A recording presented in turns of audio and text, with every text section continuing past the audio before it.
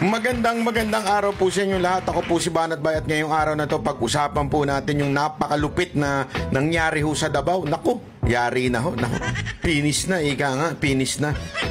Bakit ho kanyo? Malupit po yung nangyari ho sa Davao sa sobrang daming tao. Naku, pag yan dumusob sa... Naku. Hindi ko ma-imagine. Pero kung yan ay pumunta lang sabay-sabay sa Maynila, naku, grabe po yun. Sigurado kung yung aning dyan sa Malacanang, lalo pang maaaning yan. Oh, tapos sinamahan pa ng isang malupit na speech ni Mayor Baste. Grabe si Baste, talagang kahit po ako kinalabutan ako Hindi dahil sa pogi siya, pero kinilabutan po ako sa tindi ng kanyang sinabi at talagang maikli.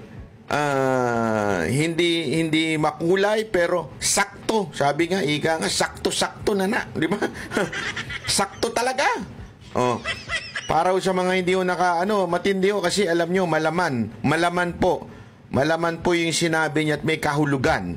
Ay papaliwanag ho natin, kasi iba ho si Baste. Alam mo yan, tao na yan, hindi ho yan mahilig sa hindi ho yan mahilig sa, alam mo yun, sa camera.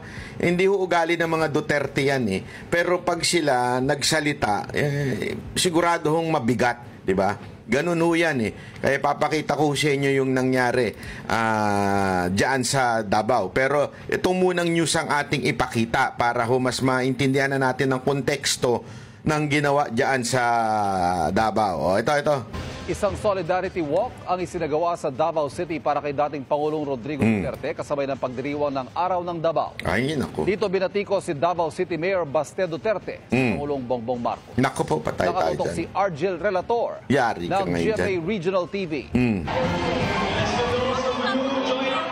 Nagtipon-tipon Grabe, sa Square sa Davao City. Grabe. Ang libo-libong lumaho sa Solidarity Walk para kay dating Pangulong Rodrigo Duterte. Grabe. Ng tanghali, hinarap sila ni Mayor Baste Duterte. Naku po, eto na mga... Salamat. Naku. Naglabas din siya ng saloobin Eto na. sa kanya'y illegal na pag-aresto sa dating Pangulo. Di ko matingala. Nga nung ingon-ani karon. Because Rudy Duterte stood up for every mga traditional politicians nila gusto nga kausapan aning nasura ni. Nako, grabe. Nila gusto nga naa ng Rudy Duterte nila kay mapulilyaso ang ilang mga dola sa gobyerno. Yon! Grabe, nakakakil